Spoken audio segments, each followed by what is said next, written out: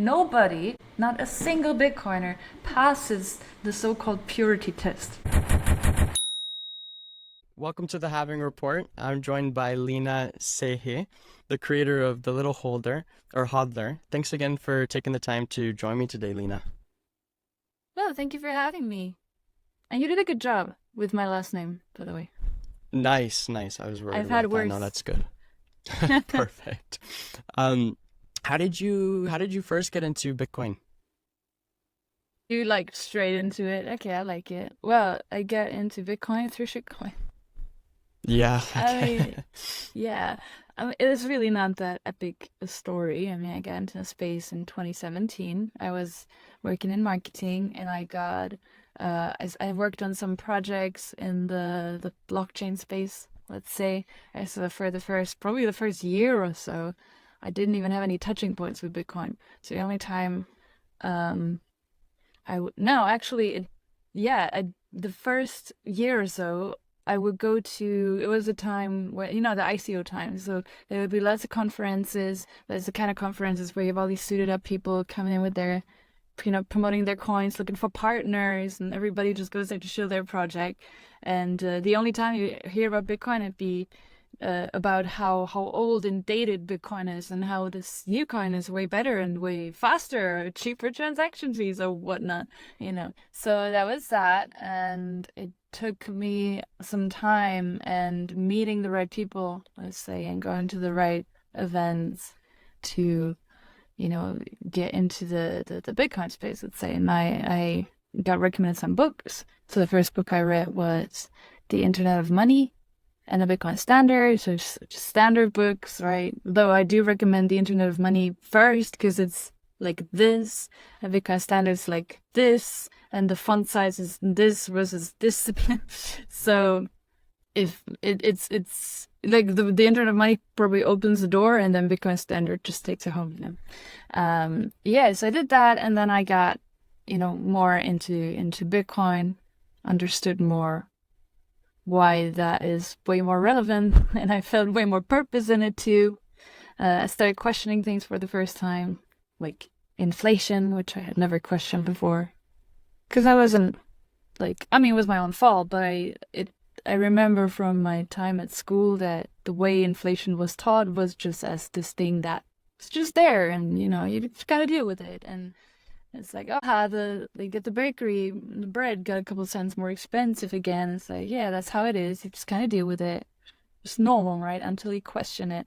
So yeah, it's like, why is that actually happening? So that's what that did. And from that point, when you see it, you cannot see it, right? So I got into the space, worked different jobs, and eventually started the Little Hodler as a hobby, which then became not a hobby. It was still a hobby, but now also a job. Nice. How long ago did you start the Little Hodler? I posted a comic, but it was like a PowerPoint thing that I put together 4 years ago. Yeah, yeah, it was around the time that Bitcoin was like around 9,000, and we had the over 9,000 meme, and everybody knew we're just, it would always like go over 9,000 and then just go close to 10,000 and just go back down.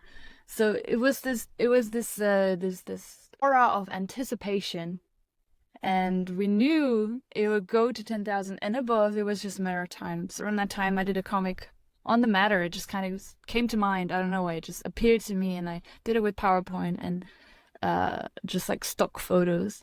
That went really viral. Then I didn't do anything for a couple months, and then I did another one of those, and that went viral too. And then I didn't do anything for a couple months, and then in April in 2021, I was in a quarantine hotel. I was stuck for like 2 weeks there, couldn't leave the room, and had nothing to do but had an iPad. So I drew my first Little Hodler comic with the little character, which is still the same today. And then that I consider that the official start because it actually had the character in it. So I started it like 4 years ago, but officially 3 years. Wow, that's awesome. Did you were you planning to do something like this? Were you planning to start the company, the Little Hodler? What? or did it just kind of happen for you? No, I didn't plan anything. Haven't planned anything in a very long time. Well, as I say, it was a hobby, right? It was a hobby that kind of went through the roof. I did the comics. They were popular. Then I did more. They were popular. Then I made a plushie just for me. Posted it. I was like, would you be interested in this? And then people just crashed my DMs. I thought, Oh, okay, that's awesome. there's something there, right? Cool. Did you expect? I guess you just said no. You didn't expect to do it. But like, what gave you that passion to want to create the comics and want to create the Little Hodler? Um, I mean, it wasn't a thought where I'm like, I'm gonna go to Bitcoin comics, right? It was just a way of conveying a message on Twitter because I was in marketing. I'd always worked in marketing. Then I was doing marketing in the Bitcoin space. And then it was when I started this, it was around the time that um these hyper Bitcoin engagement tweets did really well, and the more controversial you'd make them, the better. And I knew that, and I did that sometimes, but I didn't like it because I'm more of a peaceful, harmony-loving person. And so it really wasn't my style. I did it because it would give you the impressions that you need when you do marketing, right? Yeah. So the comic, it was just like a random thing that came to mind, and I did it, and it worked out well. And then I thought, okay, that also seems less controversial and like more up my alley, so I'm gonna do more of that. And then I just kind of carved out my niche there, I guess, because they hadn't really been done before, right? Nice. I've seen quite a few, and I like them. I think they're educational as well, and I think a lot of people learn through seeing these days as well. So like, if they can see a comic or I guess maybe a meme that they understand, it clicks with people better nowadays as well. And so that's cool that you came in with that marketing background. Well, Um, yeah, I mean, they yeah. don't, you know, I don't go out and educate because in order to educate, people need to be open to it, right? So I just kind of go out and entertain, and then you accidentally learn something. It's more my style. Good. You know what? That's there's definitely a lesson in that too. So I'll take that with me. Do you live in El Salvador at the moment?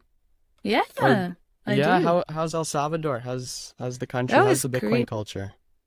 But I love El Salvador. I'm not here for Bitcoin. I'm just here because it's an amazing country. It's the country that you have to be, I think, right now. Just like, objectively, completely unrelated to Bitcoin is the country that you should be if you have any sort of long-term thinking in you.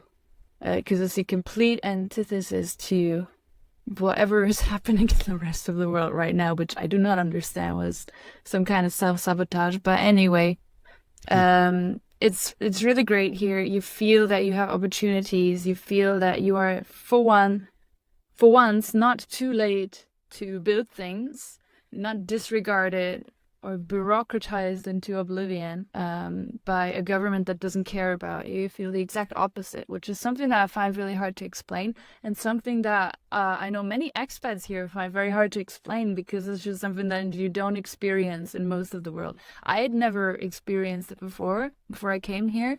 And I've been to many countries because I've been traveling and living different places for 10 years now. And coming here, it was the first time that I saw things can be run differently. It's normal to hate your government. It's just normal. Everybody hates their government. Everybody's always complaining about their government. That's not the case here. Why is that not the case here? Because you have a government with good intentions, a government with common sense. Yeah, and I find that hard to explain, so I always say, like, you have to come and see it for yourself.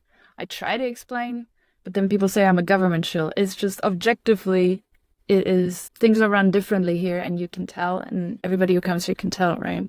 The Bitcoin culture is nice. As I said, I don't live here for the Bitcoin culture, but I like experiencing it as it happens and as it grows, and I like contributing to it too because it feels way more rewarding again than if you're working against the official narrative. Here you're working with it, and you have the means and the freedom to do that. So you have a really big community here. I will say that community is still for the most part expats, I would say. Then you have locals too, that's very expat driven. And I know I'm like part of the problem, so to say, right? But Sí, sí, sí. um, there is a a gap in the understanding and acceptance of Bitcoin between locals and expats. So on the broader scale, mainstream level, yeah, people are aware of it, and there's way less stigma than in much of the rest of the world. But it's not quite at the place where you're like, oh, everybody's using it, everybody's accepting it. That's really not the case. But there's more openness to it because from official side, is being embraced rather than demonized, right? But so you have loads of events, meetups, and loads of initiatives to push Bitcoin on private and also on from the government. So there's definitely a lot more happening here than in like anywhere else, I'd say. That- So how is it gonna, I guess, Bitcoin, how are we gonna get everybody to understand it on the same way? Are you working on different ways to educate the people in El Salvador? We have loads of things that we do as Little Hodler, aside from the comics and products and books and conferences and everything, right? So, and I love that. I mean, it's part of the reason why I brought my company here. I love feeling like I can add value, like I can contribute. I don't just exist, and my company doesn't just exist to like it within the economy, but it actually adds some value. So again, it's the first time I really feel that is being here, because for example, we work with the Ministry of Education on making a school book for the kids in the Salvadorian schools, that's gonna it's going to basically educate about the question of what is money to sort of set the stage which for financial education because that doesn't happen. I wasn't educated on it in school, and I know that in most countries in the world financial education in schools is just either extremely lacking or just entirely non-existent. So basically, I mean, there already is a school book on Bitcoin. Actually, it's done by My First Bitcoin, and now we're sort of filling the gaps for the younger students on getting them in touch with the idea of money, different forms of money, history of money, and then the natural evolution into Bitcoin. Nice. I think I saw maybe a post recently about maybe that book that you guys are writing. But no, that's great, and that's where the education does need to start. It does need to start from when you're young, and you do need to question what is money. It's very important. So that's awesome that you're doing that there. Also, I think I've only heard of. I haven't been to El Salvador, unfortunately, yet. What? But I know, but it sounds like a great place, especially from what I see online and everything. But like Bitcoiners say, don't trust, verify. So I do have to go down there and see for myself, and I look forward to it. Um, but you mentioned, you said that, you know what, most people don't like their government. Most people hate their government, but that's not the case there in El Salvador. So like I think that's very interesting. And from what I see is that your government, your leaders are more open to the truth. They want to have a narrative, or they want to make people that believe in them, they want them to think that the truth is being told to them. Like that's kind of what I see. Whereas with other countries, it feels like all these other countries are trying to hide the truth. So it seems like Hmm. the opposite there. And I'm in Canada, and Oh believe it my or God, I'm not, so sorry.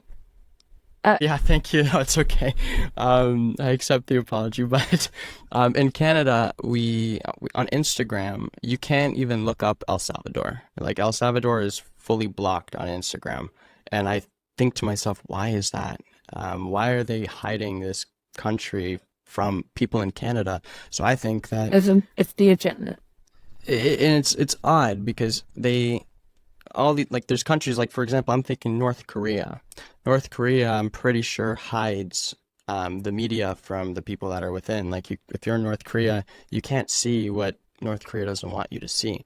And it feels like Canada's kind of moving into that direction too, especially with them banning El Salvador. They banned a whole country on Instagram. Like that's so wild to me. Um, Imagine that. To be fair, I mean, not to be fair, just like to add the El Salvador handle on Instagram is actually the handle of the biggest newspaper in El Salvador. It's not like the country handle. I don't even think they know that. They probably wanted to ban access to the country, which is really dumb. I mean, yeah, it's dumb and it's dystopian. Yeah, I saw that too, but you can't access that.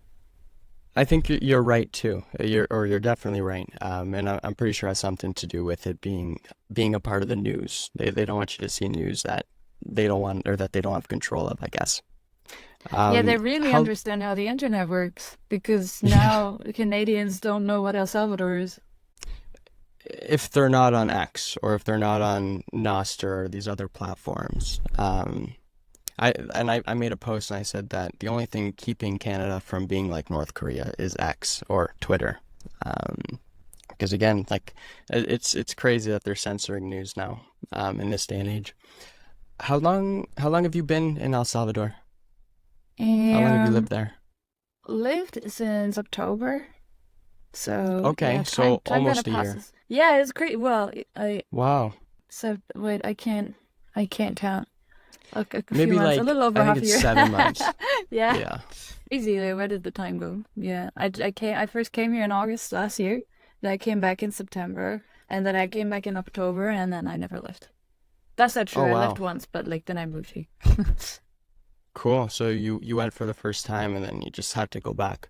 Yeah. Um, how is the immigration process in El Salvador? Like for anybody that's maybe like looking on the outside and they want to maybe look into it and see for themselves and see if they can move out there. How was the process with it? Do you remember? Yeah, right. I mean, I get a lot of questions from people asking if they need $1 million to come here. So there's a bit of a gap in the communication process, I guess. There is $1 million passport. You can buy citizenship, basically, but you don't need to. I mean, if you do that, if you want that, then you get a passport. It takes like 6 weeks. Cool. But you can get here, you can move here for a couple $100. So you can get residence. I mean, I'm not a residence professional. I don't know what Yeah, you call that, no but worries. basically, there are different options of residence.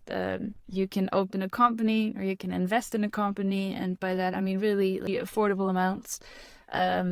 And I think even, and I again don't trust verify, right? I think Hmm. if you do this entire process yourself, it costs $90. If you do it with a consultant, $500. I don't know, something like that, and takes a couple weeks. You need some documents, but it's really not that complicated. I've done this process in several countries, and this is one of the easier ones, definitely. And then you get a residence card, and then you can do stuff here. Is there like a time, is a residence card, is that like the same as citizenship? No, Uh, okay. it's like temporary residence, right? So I think it's for a year, then you can renew it for 2 years, then you can renew it again. After some amount of time, you can get. Actually, I just talked about this with someone the other day because I thought that after X years, and nobody is sure how many because I think we're all too lazy to look it up. They say it's five or whatever. I don't know. Again, Hmm. look it up. I don't know. I thought at that point you get permanent residence because in most countries that's how it works. You live there for a certain amount of time, then you get permanent residence. Somebody told me you even get citizenship. Now I'm not sure, right? It would be pretty cool, and it would be another indicator of how smart countries attract and invite and welcome talent versus not so smart countries expel it and regulate it away and bureaucratize it away and tax it away and make things generally harder to come there or stay there.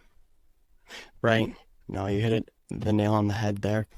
Um, have you gone to many Bitcoin conferences? Did you go to any conferences like in El Salvador as well?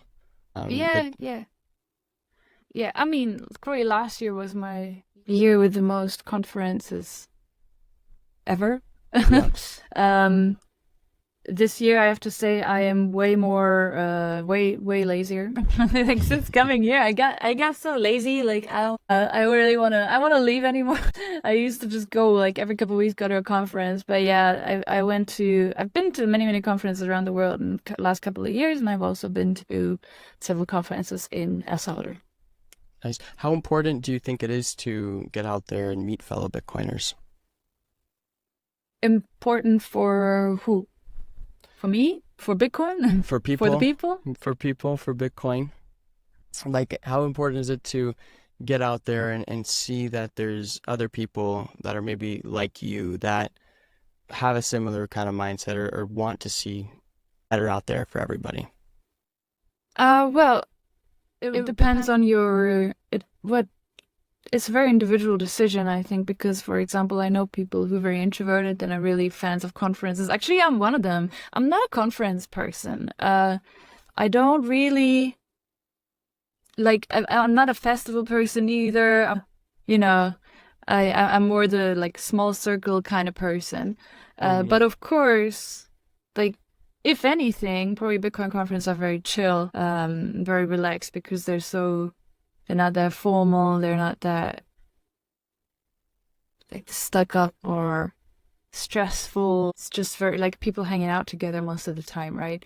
Is it important? Not really, I think. If you want to like if there's a conference near you want to go, you want to meet like-minded people, have a good time, make friends, sure. For example, in Germany, like I'm from Germany, we have a very strong Bitcoin community in Germany, and there's regular events, not conferences, just like meetups and stuff, which for a community are better because those are people that live in your vicinity, right? Then you find friends and people you hang out with, you see them very often. That is probably helpful because it's good it's good to have community, it's good to have circles of friends, right? So that is For a very sure. tight knit community there. That is really great. So those people, they know each other, they support each other, and they help each other with their ventures, their startups, their ideas, their passions, their businesses, whatnot. Conferences are good for that too. If you like it, then yeah. And if you're not into it, then no, because most of them are also quite expensive and you have to travel, right? So I wouldn't say it's absolutely necessary to go. It can be a nice experience, but just whatever floats your boat, I guess.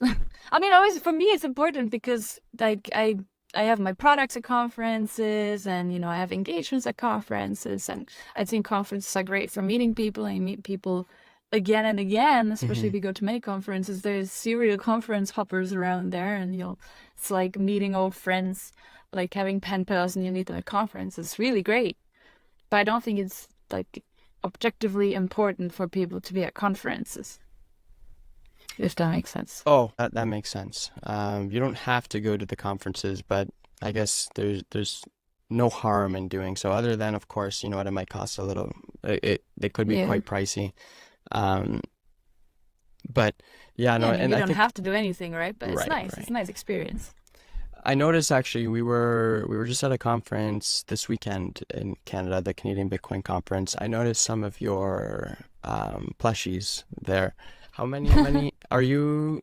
Do you have like a store at like all of the conferences, or um, how does your product get pushed to, I guess, these different conferences, and how many countries is your product in? So I mean, I have a store where we sell the plushies directly, right? Not really the special editions because those Hmm. are done with corporate partners. But so my store has sold to over 60 countries. Actually, that the last time I counted was like a year ago, but like over 60 Wow, countries. Um, congrats. Thank you. And as for then we have special editions. So often at conferences, what you'll see are special editions. So we'll have either the organizers will maybe want a special edition for their main booth. So we would do for example, Bitcoin Magazine just had a conference in Hong Kong. They had a Hong Kong themed hodler. So we'll make like special designs for them, and they can like then these plushies belong to them. They can do with them what they want. So you'll see them at the conferences. And we also have, companies that have their own store maybe, and they want like a mascot or something.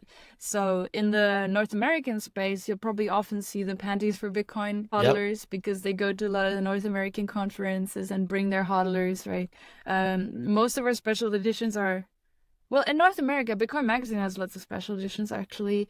They are one of our oldest supporters, let's say. And a lot of them are also in Europe. So if you go to the European conference, there's lots of little hodlers around there. There is a hotel in Germany. It's well, I don't know if if they officially rebranded to the Bitcoin Hotel. It could be actually, I'm not sure. But basically, it's a family-run business, and the son, he a couple of years ago decided, like he pitched to his family, let's make this a Bitcoin hotel. Let's accept Bitcoin and let's theme it completely Bitcoin. And they have a special edition hodler from us that we made for them, like a plushie. And they took that hodler and they made it their mascot. And now, like when you go to that hotel, all over there's little hodlers. Like in their social media, there's the little hodler. They have a little hodler suite. So that is like little hodler, like universe when you go there. So it's really, really cool. But yeah, I think, and again, I haven't counted in a while. Like I stopped counting at like 30 something special editions that we made, but they dispersed around the planet. Wow. No, that's super cool. Um, and it's interesting to see companies convert or start to accept and use Bitcoin as part of maybe like even a marketing strategy. Um, do you feel like it's a like do you feel like rebranding to like for example the Bitcoin Hotel? Do you think that's a good move for a company right now? And why? Yeah, I don't know actually. I mean, it is a move. You have to think about it well because yeah, you attract the Bitcoiners definitely. So what they did very well, the Bitcoin Hotel, is they became the hotspot for that community and they started doing events there and they did very good media and PR work around it. They built a brand of it, right? If you do that kind of thing, that's what you have to do because what is also going to happen at the same time is you're going to weird a lot of people out who have never Yeah. heard of Bitcoin and who might think what like that's kind of shady. I want to sleep in a hotel like that. Hmm. But if you do a good job with it, like they did, then actually it will convert into something positive. It is a decision that you have to make as like a non-native Bitcoin business, something that you have to think about. Like you can always accept Bitcoin, right? Nobody's gonna like shun you for that, but actually making it part of your brand as a non-Bitcoin business originally as something else.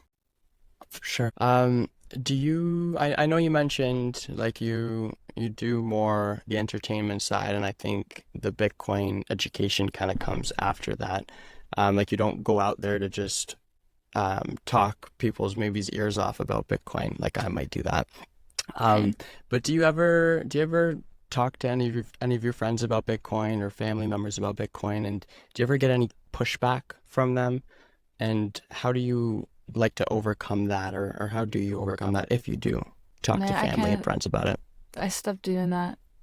I did Yeah, that for just some time, but I was also never the kind of person who goes and pushes their like stuff onto other people because if you can do that, but if it's like saying I'm educating people.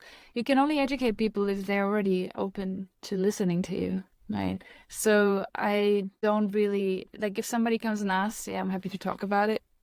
But it's a wasted effort if you talk to somebody who's not open to it, and that is regardless of whether they're friends or family or whatnot. So I just kind of did my thing, and then whoever was interested, they would come ask. And if they're not interested, they're not gonna ask. And then, that's also fine. It's not my responsibility to, and some people are gonna disagree, but it's not my responsibility to orange pill people. I just work here, basically. do you think it's easier to like do you think it's easier for you to maybe orange pill people now that you have like a very good brand around Bitcoin?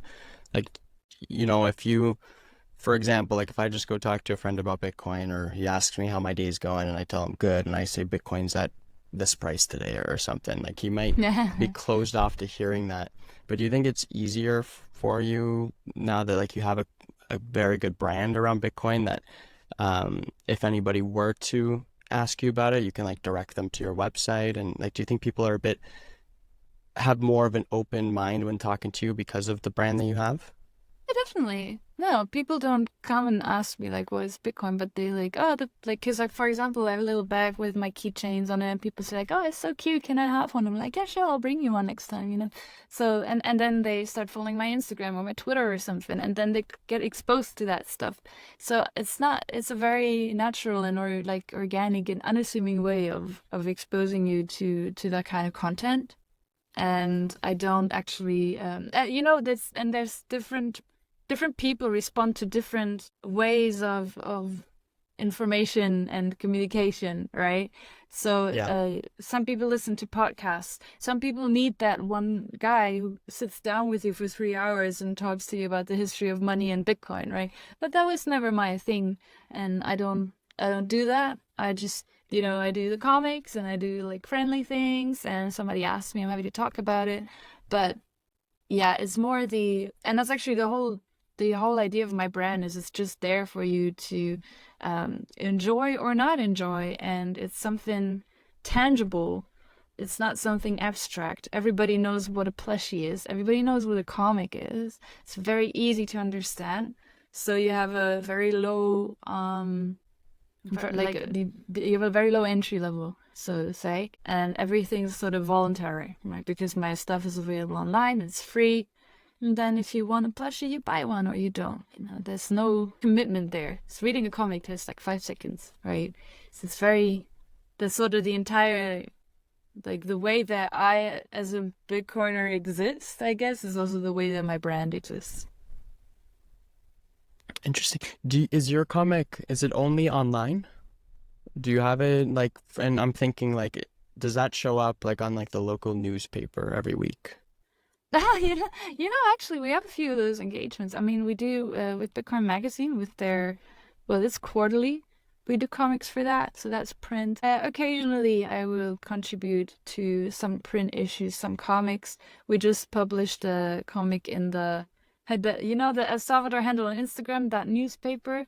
So that is the biggest newspaper in El Salvador. So we do things for them sometimes. So they published a comic the other day. So, these kinds of things we do.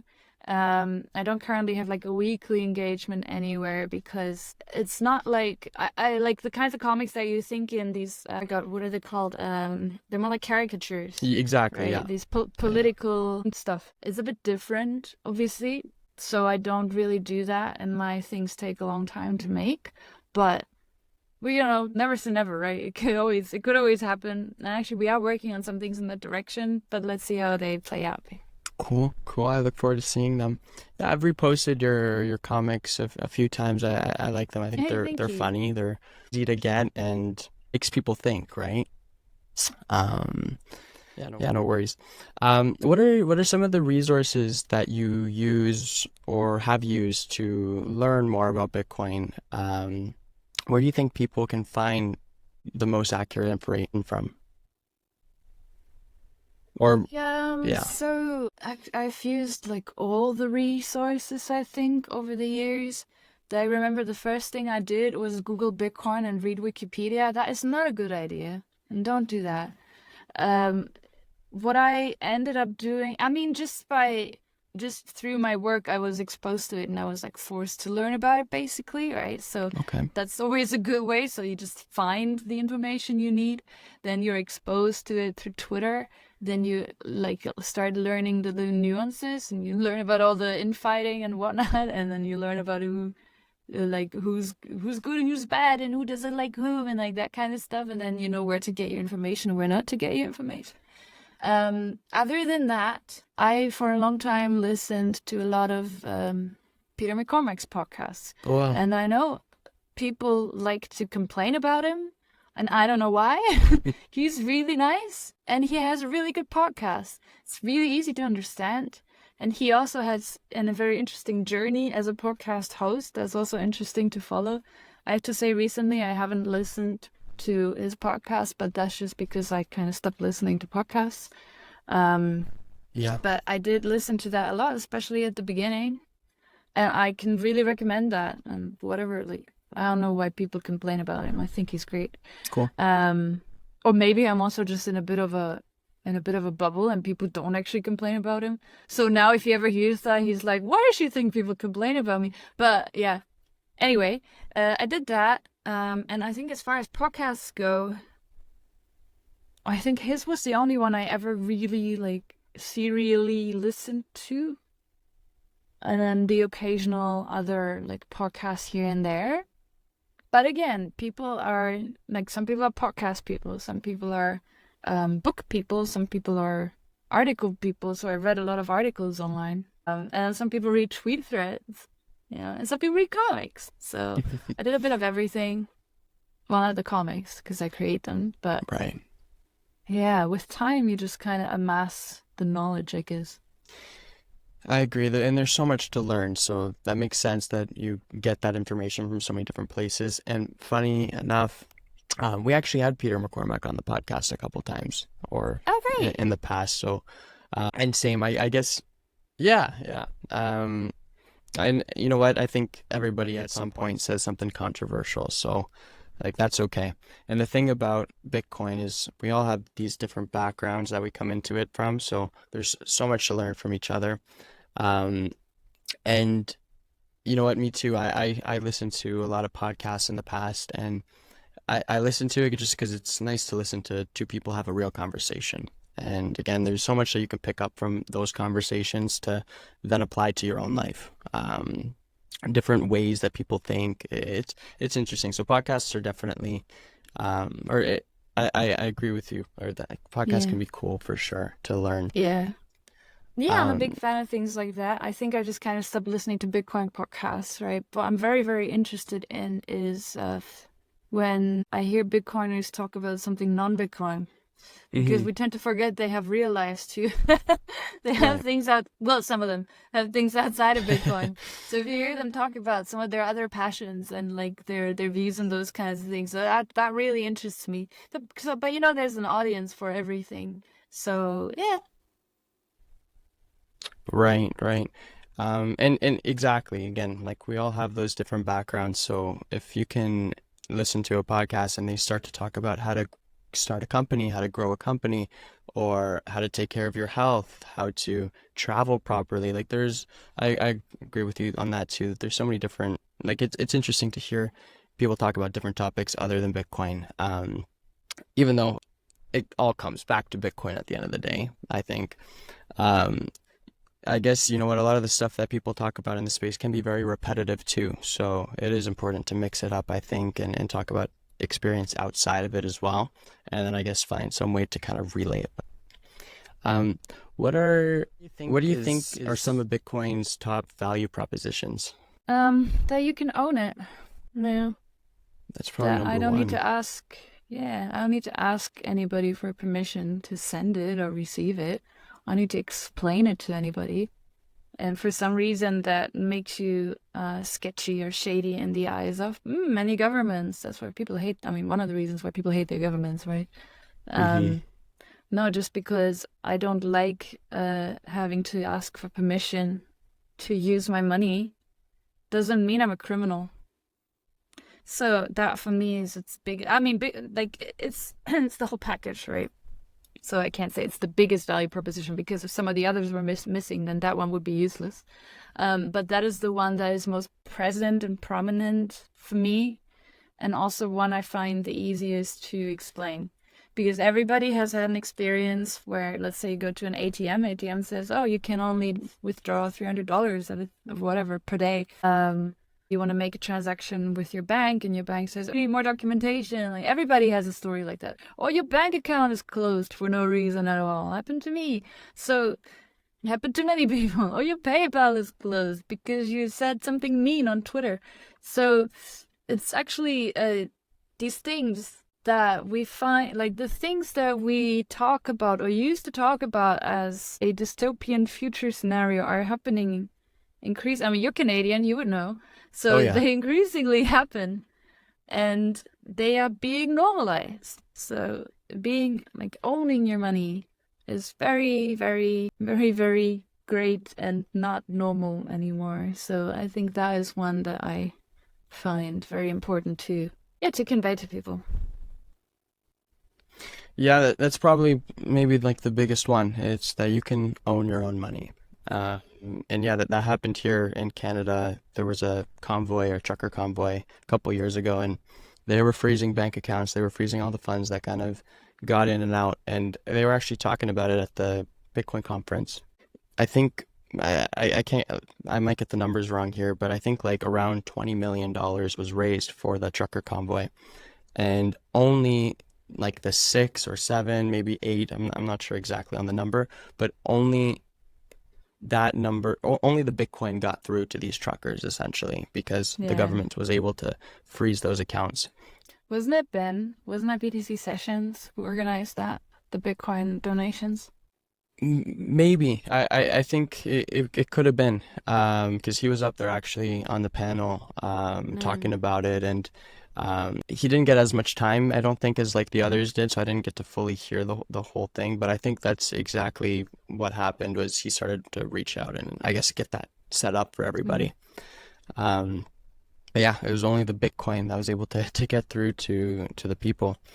um yeah, Yeah. so holding your own money is definitely important. And there's those all those videos of people going to the bank and they always have to ask you, why do you need this money?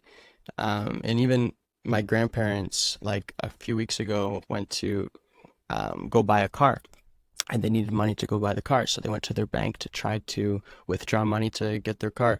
They didn't give them the money, and they asked them for like all the information on the sale to bring that back to the bank so that way the bank can give them the money to go and do it. So it's just, Exactly.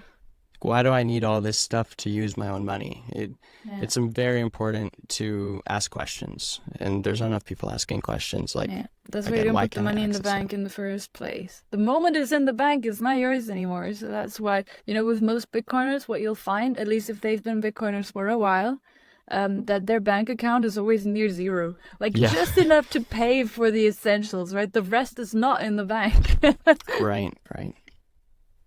And same thing, like you were saying, again, it's so important that you can own your own Bitcoin, and you don't have to trust, of course, in a third party or in this bank to hold that for you. Because again, what happens if you do something they don't like? Like what happens when you cross the road and they got you on camera crossing the road when it was a red light, or when you weren't supposed to do it?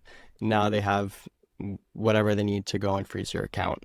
They might not do it for something that small, but again, it's not worth waiting to find out Yeah. what and when they'll do it. Yeah. Um, so, um, you've had a lot of good experiences from what I've seen. You've met the president of El Salvador. Hmm. I've seen him repost your tweets occasionally as well. So yeah, that's pretty cool, I think. How did you meet them? What's your relationship? How's that experience been so far? I first met him in Istanbul, actually. So that was a little over 2 years, almost 2.5 years ago now. That was when he came. So I was living in Istanbul at the time, and he was coming to Turkey for a state visit. And I had started, actually, around the time I started doing my comics, it was, hold on, was it like days before? No, nonsense, nonsense. I started a couple months before the Bitcoin law. But then the Bitcoin law happened, and one of my first comics was actually about that. And it caught his attention, and so that got me the presidential follow, I'd say. Anyway, so when he came to Istanbul, he actually asked me if he could get a hodler, like Oh a well. plushie. Yeah, so I met him there and I gave him a hodler. It's the first time we met. And then, um, like we had a conversation, blah blah blah. And last year, I said, "Look, I'm coming to El Salvador. I have a little president hodler too. Do you want it?" He's like, "Yeah, I want it." So I met him again in El Salvador. Yeah, and he likes the little hodler. Really, really cool. That's super cool. And so he's gotten two different hodlers then. The one from when you saw him in Istanbul, and then the one when you brought it to him in El Salvador, that was a different one. That was like a president Oh one. yeah. Yeah, it's easy to lecture them. Cool.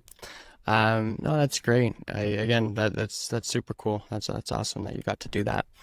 Um, what are your thoughts on Bitcoin's scalability solutions, such as the Lightning Network, Liquid Network, in order for it to be a global currency that the entire world uses? And what challenges do you foresee in Bitcoin's future with scalability in order for it to become that currency? Mm, I mean, obviously I've used, what's obviously, not obviously, but I've used Lightning, I've used Liquid too.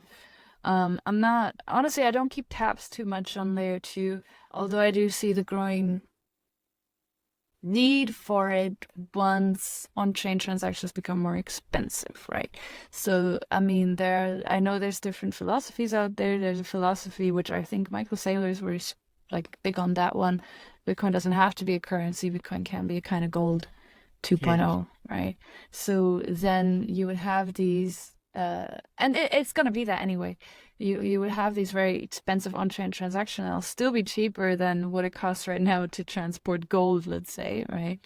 But that's the cost to secure your savings, basically. I know there's each layer two has its own issues, and you make trade-offs on certain levels. So Liquid, for example, you make a trade-off in terms of decentralization. You increase your trust level, you trust the federation. It's different purposes, right? Liquid is actually not good for everyday what's not good? Like less good than Lightning, let's say, for everyday transactions, because transactions actually take 2 minutes. I think if I remember correctly, 1 minute per confirmation and two for like a proper confirmation, like something like that.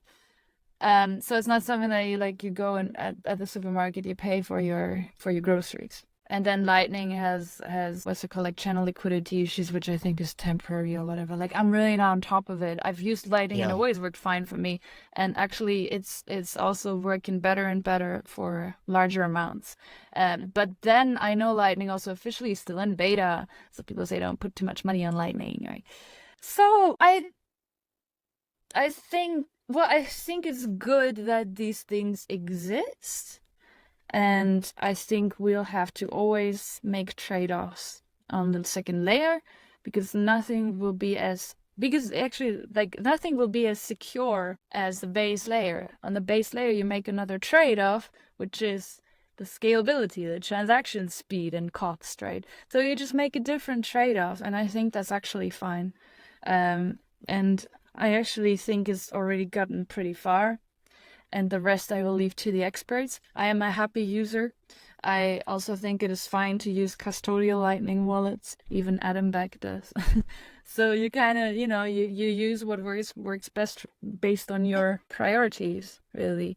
Um, Ease of use or, ownership. Blah, blah, blah. So in the end, things fall into place as they always do. For Well, sure. not like that. There's people working on it, not me, but for somebody like me, they fall into place. Right, right. No, same here. Hoping somebody else is working on that. Everybody has their thing that they're working on, right? And I am not. I cannot work on those things, and I do not entitle myself to think I have much of any sort of deep knowledge about them, more than an end user, let's say. So you got into, I think you mentioned, you said that first you got into through shit coins and then got into Bitcoin. Did you say it was like the reading books that helped you make that switch to Bitcoin only, or when did that switch end up happening? Like what made you realize, okay, wait a second, I'm gonna focus on Bitcoin and not focus on this coin or that coin? Well, it was a mix of things. It was that with time I started, or I stopped. No, with time I realized that what I was doing was not fulfilling me because it was completely pointless. Because like continuously saw that there was very little value I was adding to anything whatsoever. That was one, but I didn't quite get it at the time. Then I met new people continuously because I was traveling, going around, and then I would meet people who were more in Bitcoin, who would tell me, who would explain certain things to me, And some of them were really good at explaining these things to me. And then I had a friend who gave me a book, and that was The Internet of Money. And that was so, and I think that was my turning point, because I remember reading that and starting to think about inflation. That was actually my turning point. It's very lame if you explain it, but yeah, I read a book and then I started using my brain. But it was a mix of things, right? So it was the dissatisfaction with my status quo. Then it was meeting, like making friends, meeting people who were very good at explaining some of Bitcoin's value propositions to me, but not in a toxic way, by the way. My transition, it was not a toxic one. It also works without toxicity. Maybe sometimes it's necessary. I know that's a touchy subject, but for me, it was not. It's okay. And then, yeah, then I read the book, and then I read other books, and then you expose yourself to certain communities, right? And then I got really, really into it, and then I probably got too into it, and then I mellowed out, and then I'm probably like a very chill kind of Bitcoiner. Like I just do my thing and let other people do their thing. Cool. I think I think the toxicity is like I okay, of course toxic is not good. But for example, on Twitter, on X, like the community there can be very toxic or toxic. But I think it can be good for Bitcoin, just because again there are a lot of shit coins out there, or meme coins, or people trying to scam you or trying to promote their coin for whatever reason. Um, and I think that the toxic Bitcoiners do pretty well at like shutting that down a little bit, to the point where all these crypto projects or all these shit coins know not to poke at Bitcoin, poke at the bear anymore, just because the Bitcoiners will come after them in a way that's like toxic, I guess, on X. So I think. Oh, sorry. Go ahead. I was just gonna say, I think there's like good and bad with that part of the community. But even me, like maybe on X, maybe over a year ago, I posted like top 10 coins, and right away, like I got hate on it. And later on, I posted that like I'm Bitcoin only, this or that. And then I also got a comment saying, no, you're not. You posted about this. So I've realized pretty quickly, okay, wait a second. You I'm gonna can get never make checked. everybody happy. Yeah, you Yeah, can never make yeah, everybody happy. If somebody's always going to be, that's a very important lesson, by the way, somebody's always going to be pissed at you. So long as you feel good about what you do and you feel it's right and righteous and whatnot, it's all right. Nobody, for not a sure. single, not a single Bitcoiner passes the so-called purity test, by the way. That is absolute nonsense, and I do not accept it. But either way, I think like the toxicity, it was born out of the block size wars, right? Where Hmm. there it had a point, and I don't think it was called toxicity. It was more of it was a marketing campaign, right? It was a kind of two-sided propaganda thing, right? Yeah, the big guys versus the little people, right? And then you saw Yeah. who won, and out of that was born the toxicity, which basically is people on the internet, but about Bitcoin, because people on the internet are toxic. That's just normal. Like we just kind of made it a thing in our Yeah. industry. Um, Meme coins and whatnot, they self-destruct, right? Actually, it's come to a point where people just don't take the entire space seriously because of Yeah. those coins that just keep like popping up, imploding, popping up, imploding. And actually, Bitcoin gets dragged into it. Over time, people then see, oh, hold on, like that one coin is still around. Um, so they kind of self-destruct. So I don't actually, I mean, it's nothing is black and white, right? So if I had a friend who was getting embezzled by some altcoin marketing that was not good, Hmm. then yeah, I would tell them, look, that is nonsense. And that I would find that totally fair. I'm like, and then people have different ways of saying those things, and some will be toxic, right? But they will have good intentions.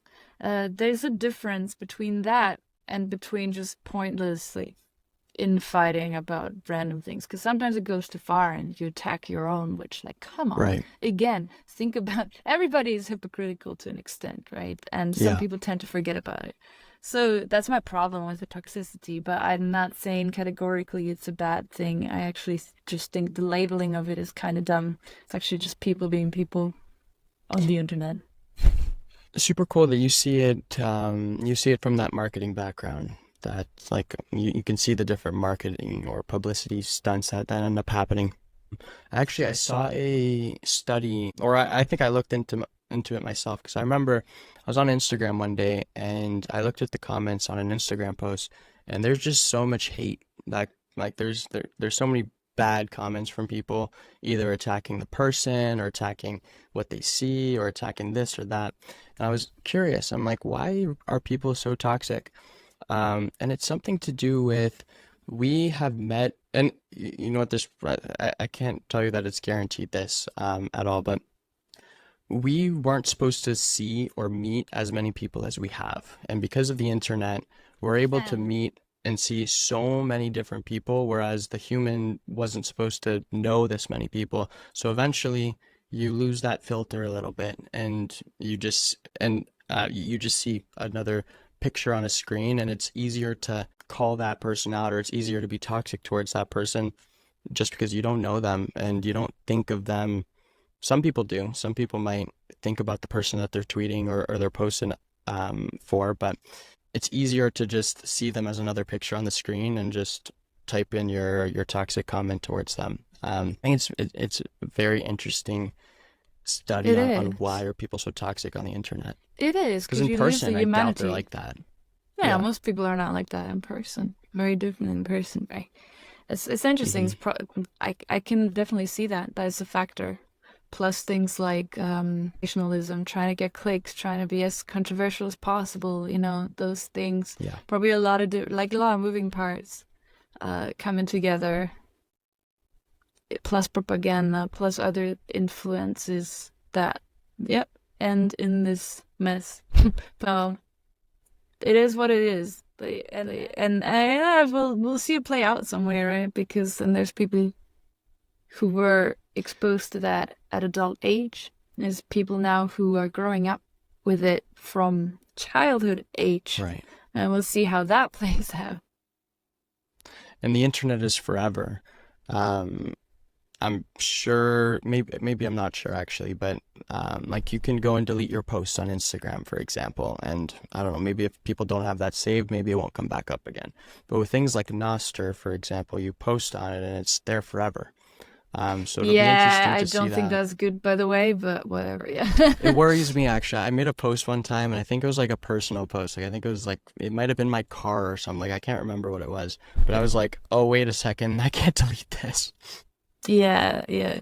I mean, it's a big handicap I mean, that app has lots of, or app or whatever. It has lots of handicaps. That's one of the biggest ones. People are actually scared to post there. Yeah, Like, yeah. it's not a good thing. Yeah, I get it, decentralization, blah, but no, that is a bit too much. I think so, but I think it forces you again to think twice or think three times before you make a post. Because again, you make a post sometimes and then an hour later you're like, okay, wait a second, I Sure, shouldn't have said it that way or this way. But sure. I don't know. It's just gonna hinder adoption or Yeah. something, right? Yeah. But yes, ideally, yeah, it does. Um, yeah, I guess again there's good and bads about the site. I don't use it as About much. everything. Yeah, for sure. Cool. What are some of the projects that you're working on now, or you look forward to start working on in the future? Well, there's so many and they're so great, but I can't talk about them. Oh no. So it's like, yeah, I'm doing this and that and this, but it's still a secret. No, but hold on, what can I talk about? We started doing way more things here in El Salvador. And we're actively trying to contribute to, well, the local Bitcoin space, but also just the local community as much as it can. I want to, like, again, because I feel it is very rewarding here to do things, because you come into an environment where things are appreciated.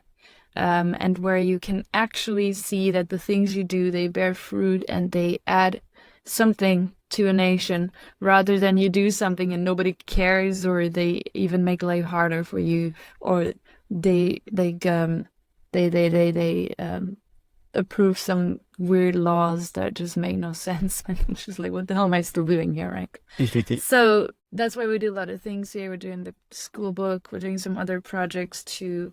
We're working with other brands locally. We work with the Bitcoin office here, and Nice. we did some activity with the Ministry of Tourism the other day. And I just try to, like do as much. I'm trying to move as much of what I do to El Salvador as I can, and I get questions about it sometimes. People are like, but you don't know what's happening in El Salvador in the next 5 years. Like, how's it gonna look? Like, how can you make that commitment? And I find it very funny because like, so okay, what about Germany? Like, what about many of these so-called first world countries where okay, 5 years down the line, things are going to look much worse. And Right. the thing with these developments is that and you tend to be called a conspiracy theorist for saying these things, although it's getting less now. These changes tend to be exponential, so like gradually then suddenly, right? And I can see a downturn, and I can see a trajectory that I do not like, and I do not want to witness. I don't want to be a part of it, and I do not want to be trapped in it. Whereas here, I see a trajectory that I love, and that has so much potential that I want to contribute to. So yeah, I can say, oh, I'll wait how it plays out because I'm scared it's not going to work, or I actively come and help make it work with, do my small part in it. So, I mean, that was a tangent. We do a lot of things here in El Salvador. That's really cool. I can talk about that. Other than that, we do other things that I can't. But what else? Like, I'm gonna have a new comic book for sure. Gonna have more events, and our team is growing. So actually, I mean, I can't complain. Everything's great. That's great. I think that's a very good way to look at it too. Because like same here with Canada, I'm not 100% sure that in 5 years from now it's gonna be better than it is now. Um, so that's really cool that you have that kind of view for El Salvador. I think that's important, especially if you're gonna start a business, you're gonna start working in that place. And I was also thinking that if it's the path that you're looking to go to in the future, but it's good, you know what, when you do and you like already have done very well, but once you do really get in and really make it in El Salvador, really get everything that you wanted to do, help the community as much as you wanted to, um, I don't know, maybe in the future you'll be able to do that in other countries, but from experience this time instead of from scratch. Yeah, yeah. And the guys who did the first school book here, my first Bitcoin, Hmm. they basically doing that approach. They started things here where they are welcome, sort of as a proof of concept. They have something to show for.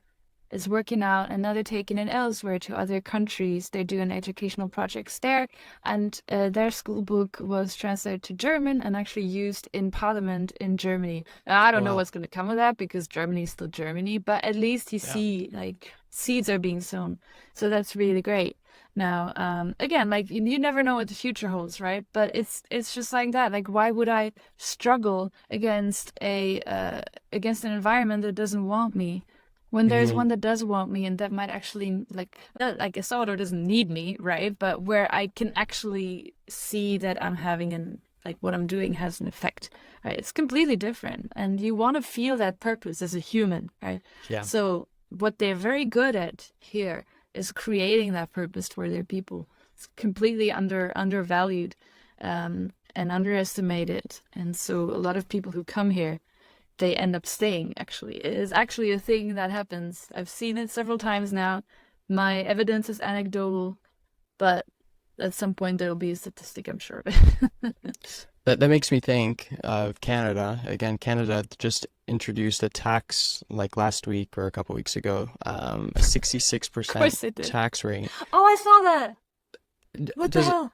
I know. So like that's pushing anybody who is thinking about starting a huge company. It's gonna push anybody that was thinking of starting a business or whatever to move and have their company outside of Canada. Because Yeah. maybe not everybody's going to make as much money as is required to get that tax hit on you, but anybody that's serious about starting like a big company and does think that they're going to hit that at some point is going to now think twice, and they're pushing entrepreneurs and Yes. people away from the country. And Yeah, does exactly. El And they Salvador have exit tax you tax? too. They ended it? Well, well, there's taxes here, right? Yeah. It's not like it depends. Oh God, I'm again like not a tax advisor by any means. So what they did here was that I believe, um, as an individual, if you receive payments in Bitcoin, those are exempt from tax. Obviously, there's also no capital gains tax on your Bitcoin. Then they have, even their sales tax is lower than many other countries I know. It's 13%. And then there's, for companies, for example, a lot of things are very interesting, like tax on foreign income. Like there's some very good ways they're regulating this, plus very good like dividend tax. So it's just overall, it's not like, let's say, Dubai, where they actually, I don't know about Dubai, but where they go like, oh, open a company and everything's zero tax. But it's way less complicated, I can tell you, than other countries. And it's very fair, I Hmm. think. And it's not, I mean, it's just more user friendly. So you've lived in Germany, and I assume that Germany is like similar to Canada, with maybe prices of things. Increasingly so. How is the cost of living in El Salvador for you? How do you find it? Well, I grew up in Germany, and then 10 years ago I moved to Asia. So I spent Okay. the majority of the last 10 years I spent in Asia. And I've seen various cost of living because I've lived in very differently priced countries. El Salvador is not the cheapest by any means. I would say it's somewhere in the middle. That said, it really depends on how you make your life. Yeah. Because you can live very, very cheap or very, very expensive. Because El Salvador is still a country where there's a huge wealth gap. Um, and depending on there's things like they import a lot. So depending on where you buy your food, you're gonna pay that price. Um, but also if you buy locally, well, maybe you live down by the beach and you just buy your fruit from the local street stall, or you buy your pupusas, which are like 25 cents each, right? It can live very cheap. So it depends on your lifestyle and on your, I mean, but that's a traveler's thing. So for example, if you I thought once that I would move from Germany to Japan and just eat cheese all the time. Yeah, hell no. So, and here, if you wanted to eat Nutella, for example, it's like $12. Oh my God. So you have to like adjust I mean, I don't eat that anymore anyway, but you have to like adjust you don't have to, but it is smart to eat locally, let's say. For sure. I guess it's like anywhere. You have to live within your means. And if you don't, then you start to feel the pressure. Yeah. Like if you start spending on food Yeah. and a bunch of junk that you don't need, you'll end up feeling it soon. Yeah, but that said, there's a very interesting dynamic on the real estate side here. So real estate prices just shot up like crazy, and they're really expensive now because a lot of people are moving back here. Salvadorans moved to the States, buying property here, coming back. A lot of expats come in here. Prices really shot up, but it's not uniform. So the prices are very, very different, and also randomly so. So it is actually crazy that you can still, like, from a foreign perspective, I'm speaking, right? You can Yeah. get property very, very cheap right now, and that is not going to stay that way for long because it's already changing. It's just not every region has caught up. Hmm. Um, but so it's not, again, it is not like Canada where you pay $1 million for a cabin, right? Yeah, I've seen Yeah. those photos. So, It's crazy. It's crazy. yeah. Some places. Yes. But Um, actually, for the locals here, actually, I hear this a lot. The house prices are already crazy. And actually, there is a bubble. There's more people wanting to rent and buy right now than there's space. So there are, or like property available. So they are actually like, there's like 170 building projects here right now because there's so much demand. So yeah, you do cool. feel it. Um, what do you, so yeah, you've lived there for now almost a year, 7 months or 7 or 8 months. What have you like really noticed about El Salvador? Like what do you like I'm sure you think about it like sometimes. Like what do you notice about the people, about the culture in El Salvador? Like what really sticks out to you?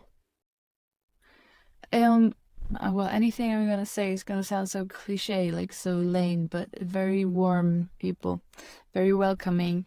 and very open and very happy, because for them it is very unusual to have so many tourists here. There's many, many tourists coming here now.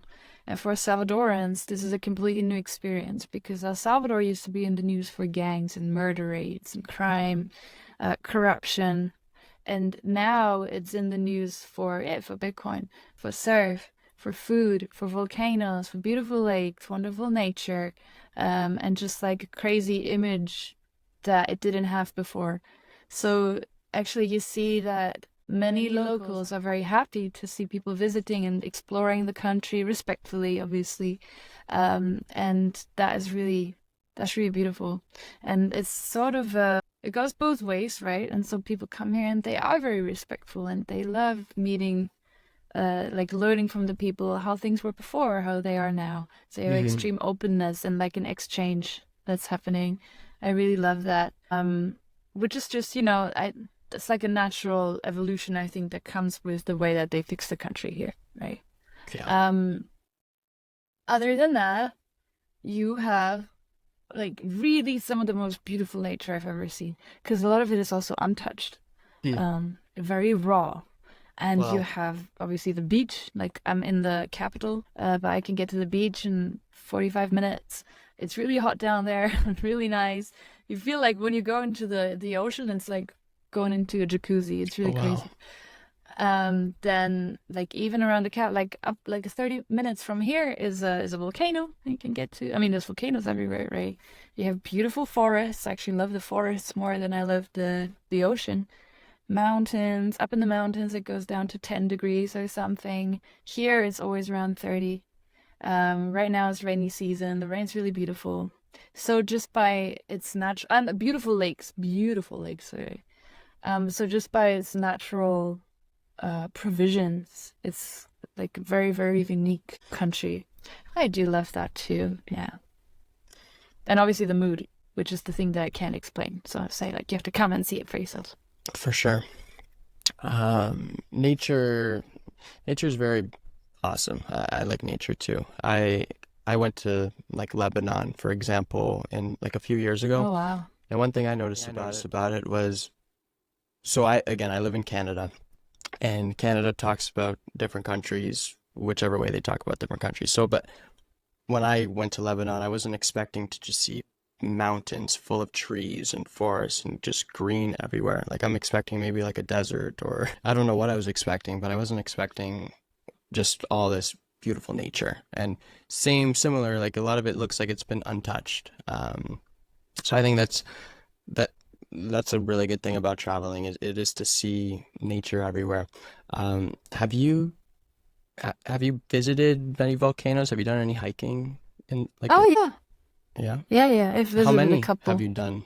Cool. Like literally a couple, like two. Yeah. Yeah. Cool, cool. Um, awesome. What platforms are you using? What's the best way for people to find you? Oh, I think Twitter, which is Lina and my last name, which is probably like you probably have to like put it on screen somewhere Okay. because like I could say it, but not like it's not gonna help anybody with the spelling, right? It's a very German name. Yeah. So that's my Twitter, and obviously I have my website, thelittlehodler.com, where you can buy my stuff or not, but you can also just read my comics there. They're free, or buy my stuff. But no, yeah. So that those are probably the main ones. I'm also on Instagram, but Bitcoiners are not really there. But it's the same handle as my Twitter. Yeah. And I have a Nostr, but I have no idea how to share that. So, but it exists. Yeah. Yeah, no, I had a thing with Nostr where I had it on one of my phones, and then I ended up getting a new phone, and I had to it took me like a couple months to sit down and log in properly. Nostr's interesting. It's a whole new Yeah. tech that I gotta learn now as Yeah. well.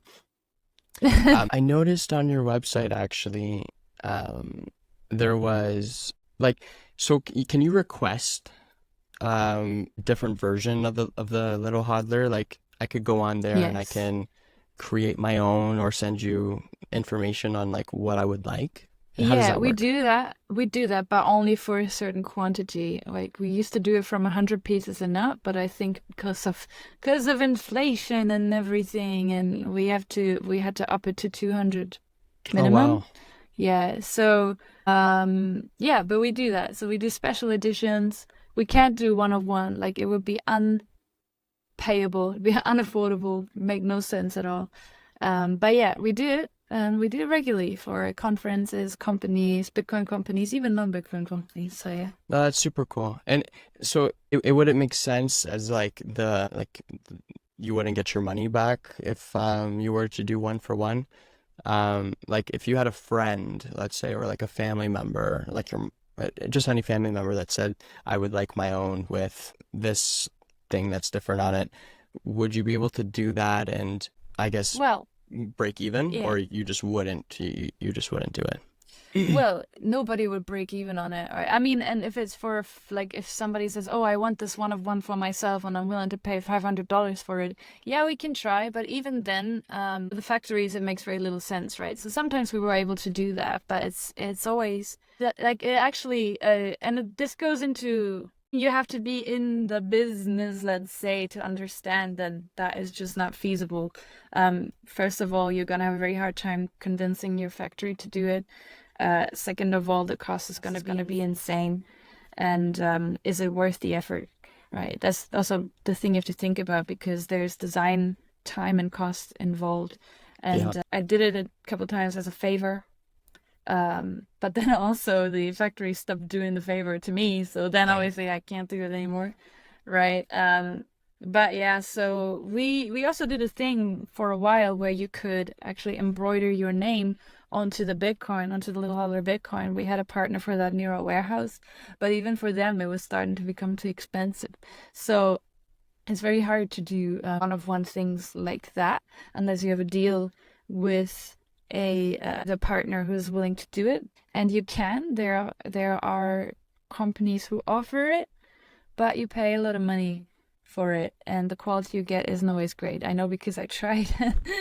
So, I mean, maybe someday, right? What we're actually working on is having like a build your own sort of option where you can customize your hodler by like giving him clothes and hats and those kinds of things.